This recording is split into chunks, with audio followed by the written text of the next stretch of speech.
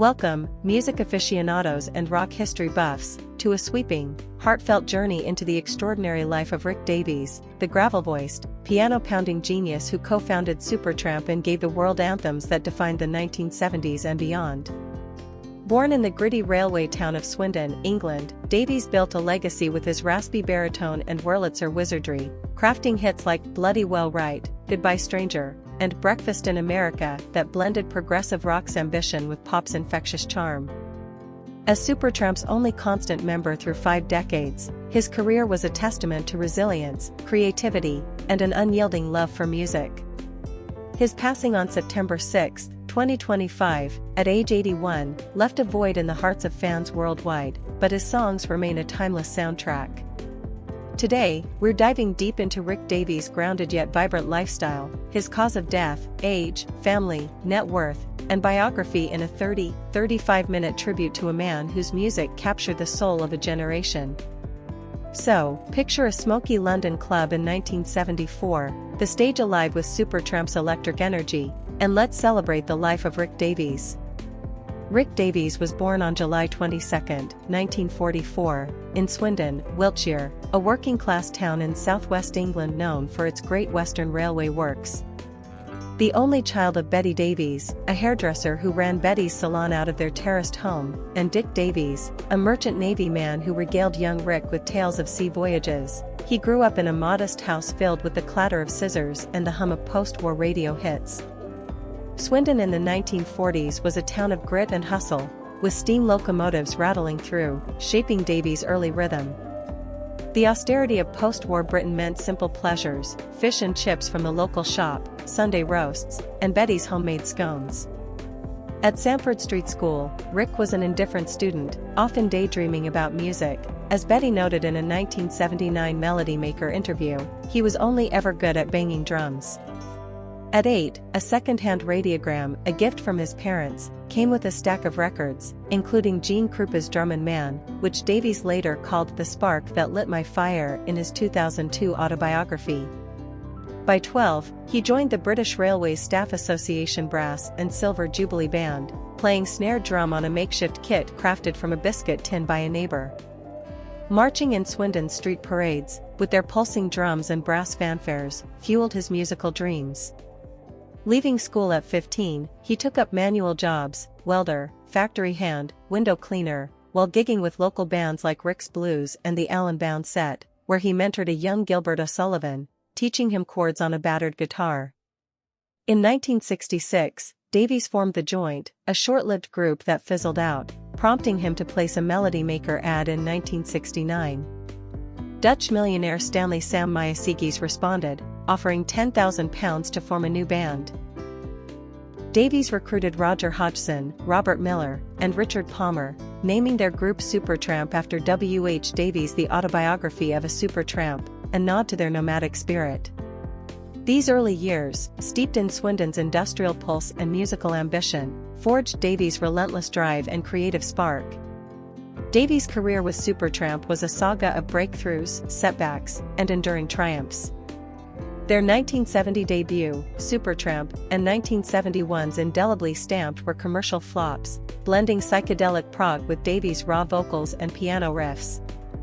Facing near bankruptcy, Myasegis pulled funding in 1972, but Davies, undeterred, rebuilt the band with drummer Bob Siebenberg, bassist Dougie Thompson, and saxophonist John Helliwell, joining Hodgson and himself. The 1974 album Crime of the Century was a game-changer, with Davies' Bloody Well Right and Crime of the Century showcasing his jazzy Wurlitzer and biting lyrics about societal decay. The album hit number 4 in the UK, sold over 1 million copies, and cracked the US Billboard 200, establishing Supertramp as prog rock pioneers. Davies' raspy baritone, contrasting Hodgson's ethereal tenor, became the band's sonic hallmark. Their 1977 album Even in the Quietest Moments featured Give a Little Bit, a Davies-Hodgson co-write that became a global anthem, later covered by the Goo Goo Dolls. The 1979 masterpiece Breakfast in America was their pinnacle, topping US charts, selling 20 million copies, and earning 4 Grammy nominations, including Album of the Year. Davies' tracks, Goodbye Stranger, Take the Long Way Home, with their Wurlitzer-driven grooves, dominated FM radio, while the album's iconic Diner cover became a cultural touchstone. Hodgson's 1983 exit after Famous Last Words left Davies to lead Supertramp through Brother Where You Bound, 1985, with its 16-minute title track, and Free as a Bird, 1987, which leaned into pop. Despite commercial dips, Davies kept the band touring, with a 1997 Some Things Never Change reunion and a 2010 40th anniversary tour drawing thousands. A 2015 European tour was cancelled due to Davies' diagnosis of multiple myeloma, a blood cancer. After chemotherapy, he returned with Ricky and the Rockets, a blues side project, playing Long Island clubs into his late 70s, covering Muddy Waters and Howlin' Wolf. Supertramp's catalog, with over 60 million albums sold, reflects Davies' songwriting prowess on hits like Cannonball and The Logical Song. Fans on X hailed his legacy. Rick's chords carried my youth, Supertramp forever. Davies' lifestyle was a blend of rockstar energy and Swindon simplicity.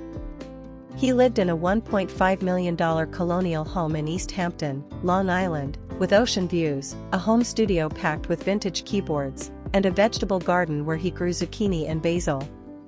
During Supertramp's 1970s peak, he owned a $700,000 Notting Hill flat in London, its walls lined with vinyl from Miles Davis to Pink Floyd.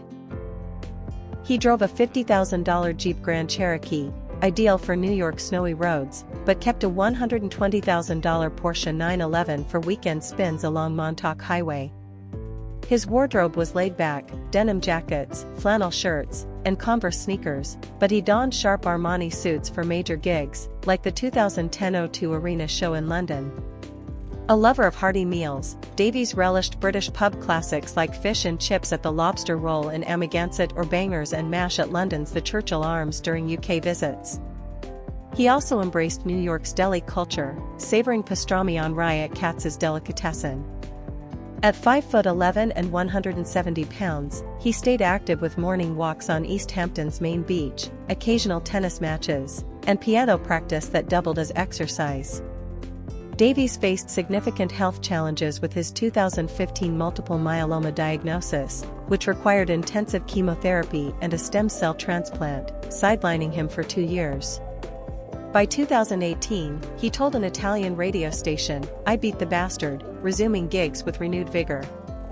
His philanthropy was personal, donating $100,000 to Swindon's music education programs and $50,000 to the Multiple Myeloma Research Foundation.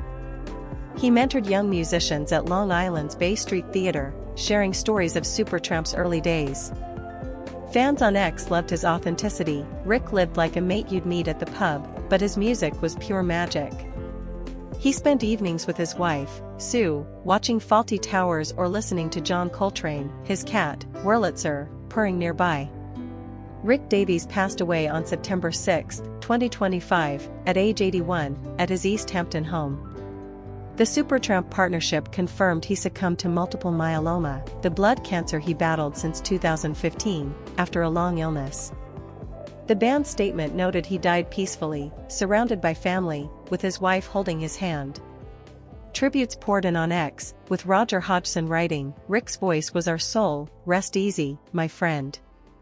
John Helliwell shared, "He fought like hell, just like his music." Fans held a candlelit vigil at Swindon's Magic Roundabout, playing "Give a Little Bit" on portable speakers, while a London memorial at Ronnie Scott's Jazz Club featured covers of Dreamer. At 5'11" with silver hair, a weathered grin, and soulful eyes, Davies' stage charisma earned him the nickname the Wurlitzer Wizard. His age at death reflected a life of relentless creativity, with one ex-user noting, 81 years of making the world sing. Davies' family was his rock. He married Sue Davies in 1977, a former music manager who coordinated Supertramp's tours and managed their chaotic schedules. Their 48-year marriage, rare in the rock world, weathered his health struggles, with Sue organizing his medical care during chemotherapy. They chose not to have children, as Davies explained in a 2010 Billboard interview, "Music was our baby, Sue and I poured everything into it." His parents, Betty and Dick, predeceased him, Dick in 1973, Betty in 1995. leaving him their Swindon home, which he sold to fund early Supertramp recordings. With no siblings, his closest kin was cousin Alan Shacklock, a musician who produced The Alarm and shared a tribute on X, "Rick was my brother in music." No public will exists, but Davies expressed wishes to fund Swindon's youth arts and cancer research, a legacy Sue continues through local charities and the Supertramp archive. His net worth at death was estimated at $10 million to $15 million, built from Supertramp's album sales, $60 million globally, royalties from hits like Breakfast in America, estimated $2 million annually, and tour earnings, $100,000 per major show in the 1980s. His East Hampton home, valued at $1.5 million, a $500,000 Cornwall cottage, and a $200,000 collection of vintage Wurlitzer and Fender Rhodes pianos were key assets. Medical costs and tour cancellations trimmed his wealth, but his frugal nature, rooted in Swindon's thrift, kept him financially secure. Fans on X noted, Rick's riches were his melodies, not his money. He donated to Swindon's arts scene and cancer charities, leaving a legacy of generosity. Rick Davies' legacy is one of soulful grit and musical innovation. From Swindon's railway yards to sold-out arenas, he crafted a sound that transcended eras. To his family, he was a devoted partner; to fans, a rock legend. His life teaches us to create with heart, face challenges with courage, and live true to our roots. Thank you for joining me on this 30-minute journey through Rick Davies' legendary life. If his music stirred your soul, please like this video and subscribe to the channel. Let's keep his songs alive. Until next time, play with passion, love deeply, and shine like Rick.